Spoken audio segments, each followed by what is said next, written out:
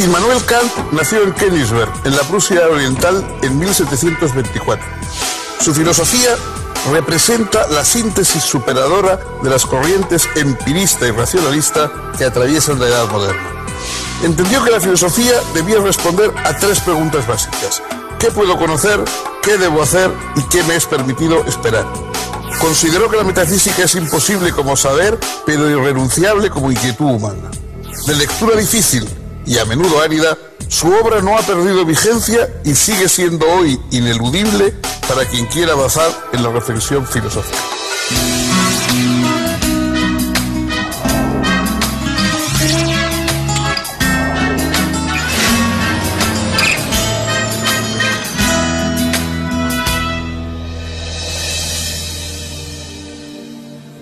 ¿Qué tal, amigos? Bienvenidos. En la historia de la filosofía hay personajes originales, pensadores de vida extraña, gente que se ha salido de todos los cánones académicos o incluso sociales, pero también hay el caso contrario, el caso de una especie de profesor de filosofía prototípico. Immanuel Kant es el primer nombre que viene a la boca cuando uno piensa en el filósofo de oficio, un profesor de universidad que dedicó toda su vida a la docencia, que no tuvo ningún incidente ni ningún acontecimiento digno de mención, que vivió siempre en el mismo lugar, en la pequeña localidad de Königsberg, en la Prusia Oriental, hoy es Rusia. Nunca se movió de su ciudad. Allí llevó a cabo una vida rutinaria. Se dice que los ciudadanos de Königsberg ponían su reloj en hora cuando veían pasar en su paseo de todas las tardes al profesor Kant, porque era de lo más rutinario y de lo más ordenado y disciplinado posible. Y sin embargo, la obra que escribió ya muy tardía, porque su gran obra, La Crítica de la Razón Pura, la escribe con 60 años, con más de 60 años. Sin embargo, la obra que escribió es una obra profundamente revolucionaria en el terreno del pensamiento. Es imposible, digamos, pensar lo mismo después de Kant que antes de Kant. A pesar de su aspecto poco original y poco estruendoso, Kant fue un gran ilustrado, perteneció al siglo de la Ilustración, el siglo XVIII, y él mismo se preguntó y estudió qué podía querer decir ser ilustrado. La ilustración para él es que los seres humanos salgan de su minoría de edad, de esa especie de minoría de edad en la que han estado tutelados por dioses, por autoridades, por grandes maestros. Dice Kant que el lema de la Ilustración es sapere aude, atrévete a saber por ti mismo, piensa por ti mismo sin el peso de todos los grandes maestros del tiempo. ¿Y cuáles son las conclusiones a las que se llega cuando ese pensamiento no tiene más trabas que las que la razón pueda encontrar en sus límites? Esta fue la gran revolución hecha por un hombre convencional y aparentemente nada revolucionario. Quizá no haya, a pesar de su aparente tono gris, nadie más fascinante en la historia moderna de la filosofía que Immanuel Kant, al que vamos a presentar a ustedes en unos momentos.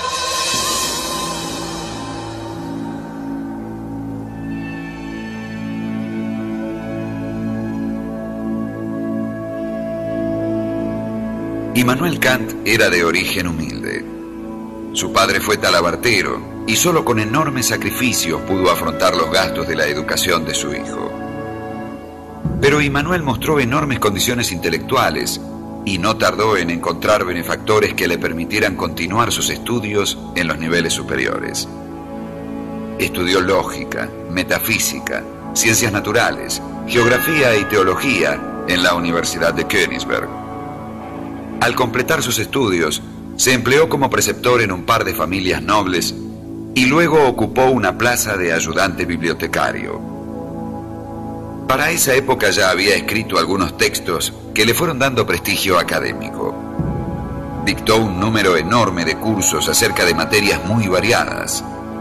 Era un profesor excelente además de un lector voraz y apasionado. Sus escritos siguieron apareciendo y llamando la atención.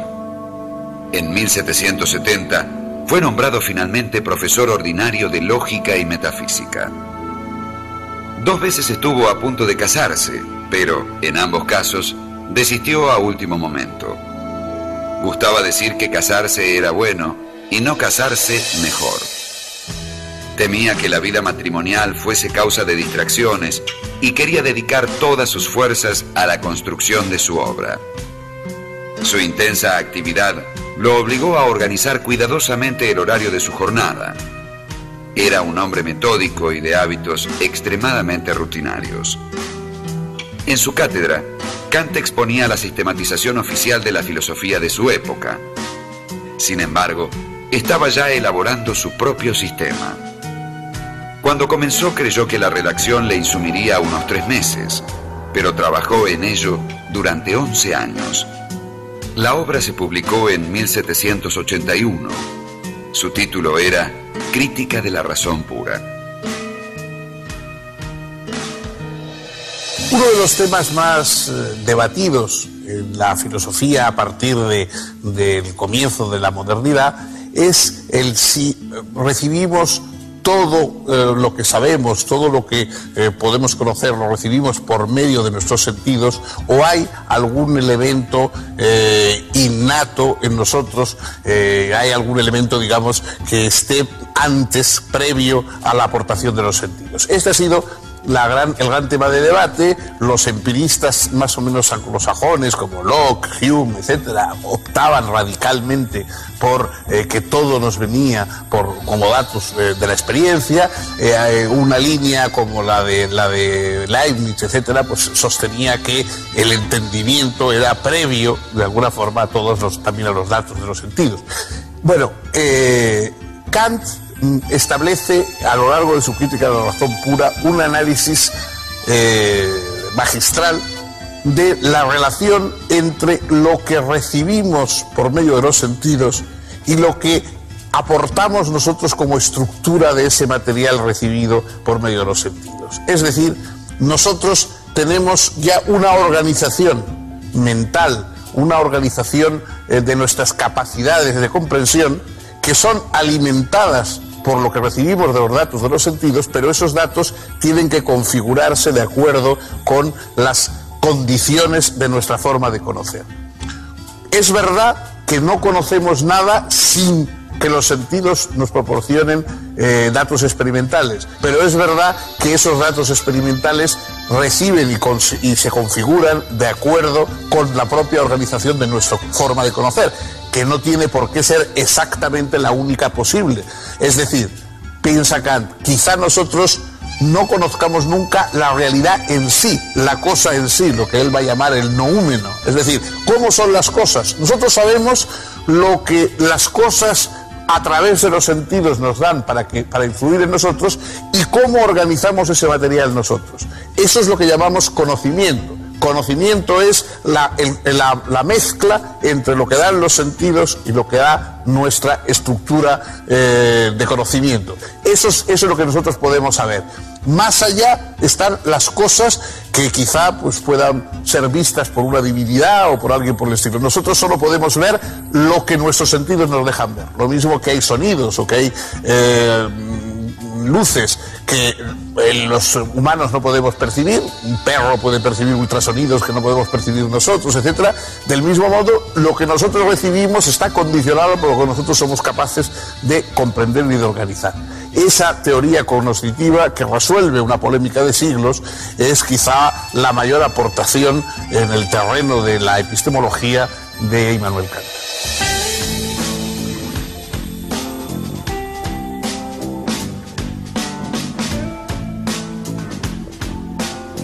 En la crítica de la razón pura, Kant investigó si era posible y cómo el conocimiento matemático, físico y metafísico, en tanto conocimiento con pretensión de universalidad y necesidad. Según él, no debemos considerar el conocimiento desde sus objetos, sino, inversamente, los respectivos objetos desde las condiciones que hacen posible nuestro conocimiento de ellos. Kant llamó a esa inversión giro copernicano, por analogía con el audaz gesto de Nicolás Copérnico que, en vez de considerar que el Sol giraba en torno a la Tierra, pensó a ésta girando alrededor del Sol. Realizar este giro copernicano me permite darme cuenta de que los objetos no son realidades independientes de mí. De hecho, la percepción de un objeto no es una recepción pasiva, sino una actividad. El objeto es constituido por el sujeto como cierta unidad sintética de muchas percepciones. Esta actividad sintética ejercida por el sujeto es lo que hace posible el objeto. El objeto es constituido, pues, por el sujeto a partir de los datos de la intuición sensible. Pero solo en cuanto a objeto, no en cuanto a la cosa que sea en sí. Por eso, Kant introduce la distinción entre fenómeno y noumeno. Fenómeno es la cosa en cuanto a objeto para un sujeto. Noumeno es la cosa considerada en sí misma, sin relación con ningún sujeto. Solo lo que es fenómeno puede ser objeto de conocimiento científico. Ahora bien, los presuntos objetos de la metafísica, el alma, el mundo y Dios, no son fenómenos de nuestra experiencia, puesto que no se apoyan en intuición sensible alguna. La metafísica, pues, carece de cientificidad, supone un uso inadecuado de la razón e implica razonamientos sofísticos. Pero las ideas metafísicas no surgen, sin embargo, arbitraria o caprichosamente, sino que se originan en la estructura misma de la razón, según Kant.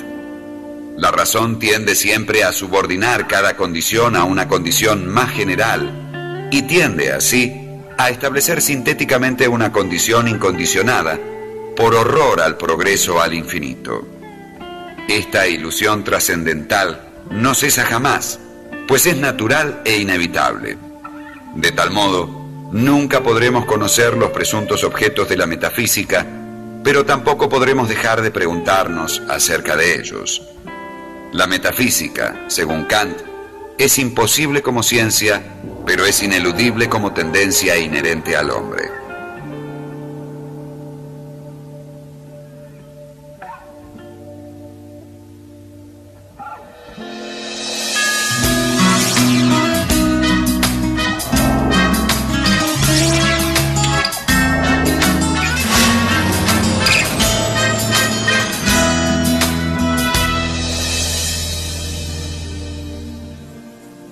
Además de su teoría del conocimiento, Kant centró sus estudios también en una doctrina de la moral, en estudiar la moral humana y en buscar cuál es el núcleo esencial de la moral humana.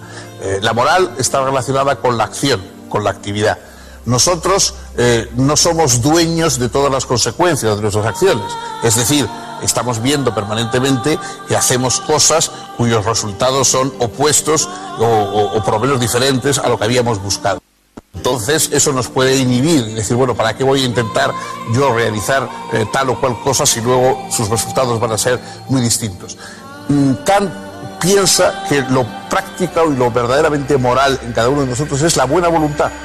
Lo único que nosotros no podemos renunciar es a tener buena voluntad. Es decir, si yo actúo con buena voluntad, sean cuales sean las consecuencias, nadie me puede reprochar moralmente nada. Pero ¿en qué se basa la buena voluntad moral? Toda la moral está formada por imperativos, es decir, por órdenes. Hay que hacer esto, hay que hacer aquello, hay que evitar aquello o hay que no hacer aquello otro. Estos imperativos están en toda nuestra vida. Constantemente estamos dándonos órdenes, digamos, a nosotros mismos de acuerdo con lo que queremos hacer. Hay imperativos, digamos, condicionales, es decir, de acuerdo a algún proyecto, algún objetivo que tenemos. Si yo quiero coger un avión que sale muy temprano, debo levantarme temprano. Entonces, el imperativo es que debo levantarme temprano si quiero tomar ese avión, si no, no hace falta que me levante. Lo verdaderamente moral serían unos imperativos que no estuvieran condicionados por nada más que porque somos seres humanos. Que nuestra condición humana condicionase, obligase a determinados imperativos. Y este imperativo entonces que todos deberíamos asumir solo por ser humanos, es decir, por ser racionales, Kant lo expresa de varias maneras, pero el conjunto, el centro es que cada uno de nosotros actúe de acuerdo con una máxima que pueda desear que se convierta en ley universal para todos. Es decir, que si yo voy a actuar de un modo, pueda decir, ojalá todo el mundo puesto en estas condiciones actuase de esta misma manera que voy a actuar yo. ¿Qué quiere decir eso? Que así obtendremos que todos somos fines, que todos somos objetivos y no simplemente instrumentos en manos de otros. Si yo, cuando voy a hablar a alguien, digo la verdad, puedo decir tranquilamente, deseo que todos los seres humanos en mismas condiciones digan la verdad. Si miento, no puedo convertir ese principio en ley universal, porque yo no quiero que me mientan a mí. Yo deseo mentir para obtener una ventaja, pero no deseo que los demás puestos en esas mismas circunstancias me mientan, porque si no el lenguaje sería imposible. Eso no se puede convertir entonces, la mentira no puede ser base de moralidad, porque es imposible convertirla en ley universal, a diferencia de la verdad que sí puede serlo. Y así ocurre con todos los demás principios. El principio verdaderamente moral es aquel que puede convertirse, que yo puedo desear que sea un principio, una ley universal para todos los demás. Y en ese sentido, los seres humanos nos reunimos en ser fines unos para otros, en estar todos en ese mundo igual de los fines y no ser ninguno instrumento, herramienta en manos de los demás.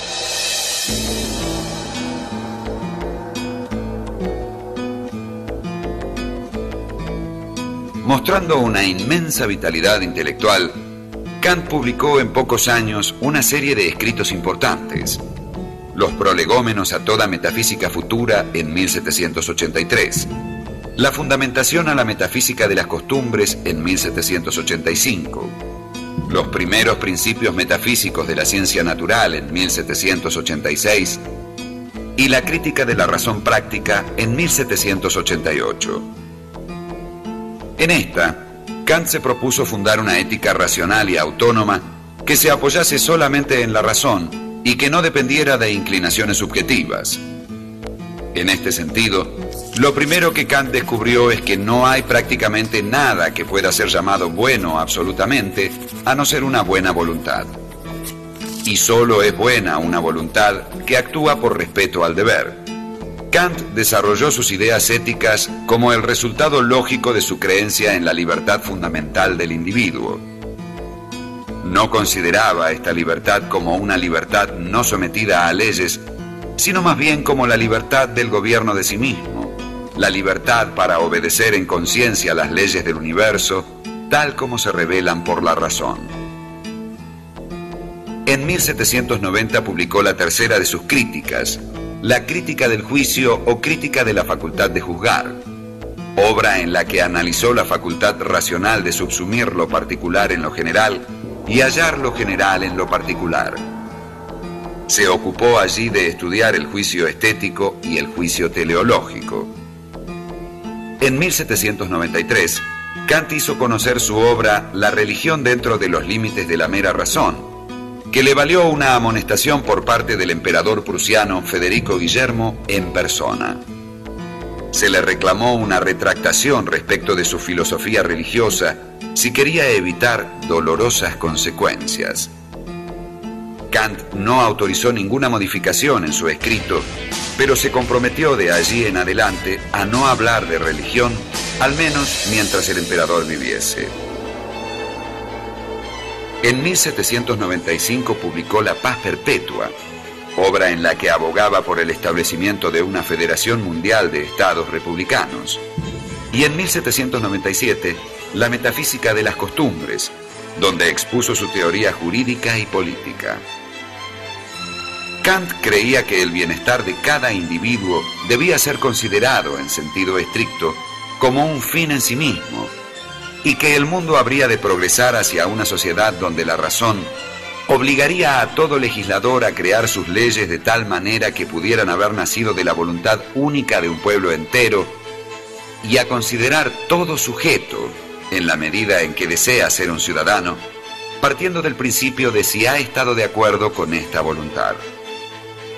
En 1798, al haber fallecido Federico Guillermo y ocupar el trono su hijo Federico Guillermo II, Kant se sintió liberado del compromiso asumido respecto de sus opiniones religiosas y publicó El conflicto de las facultades, en el que estudiaba los límites mutuos de las ciencias y la relación entre la filosofía y la teología. Poco tiempo después, el 12 de febrero de 1804, mientras seguía trabajando en una reformulación de su filosofía, Immanuel Kant falleció en la ciudad que tanto amaba y en la que vivió toda su vida.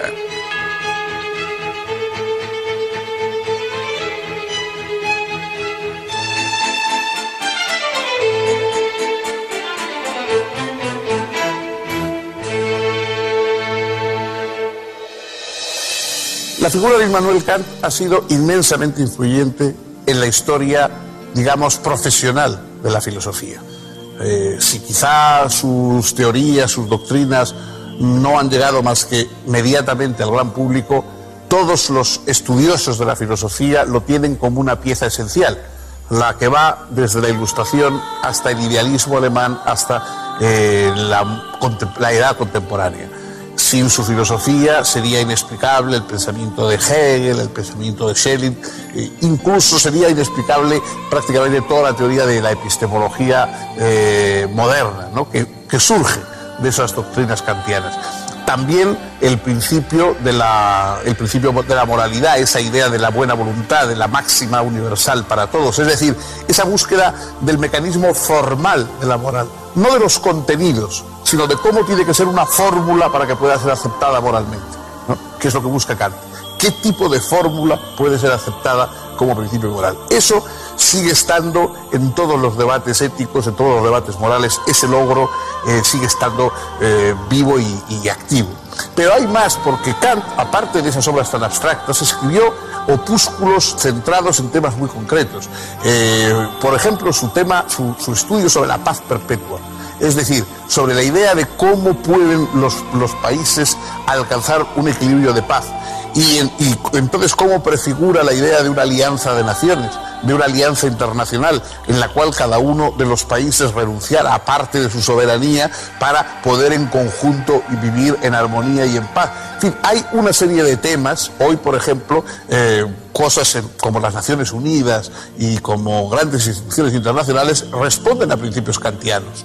Lo sepan o no, hay principios kantianos en todas esas grandes instituciones. Cada vez que queremos que algo se haga universal, que un beneficio, que un logro de la sociedad, etcétera, se conviertan en universales, cada vez que pensamos que lo importante es que llegue la educación a todos, que llegue la sanidad a todos, que todos colaboremos en el respeto del medio ambiente, es decir, todas esas grandes universalidades que van más allá de los países, de las ideologías, etcétera, estamos ahí respondiendo a una mentalidad kantiana, que Kant explicó extraordinariamente en esa vida tranquila, en esa vida rutinaria, en esa vida nada espectacular, fue estableciendo las bases de las grandes revoluciones intelectuales de la modernidad. Bien, hasta aquí hemos llegado hoy.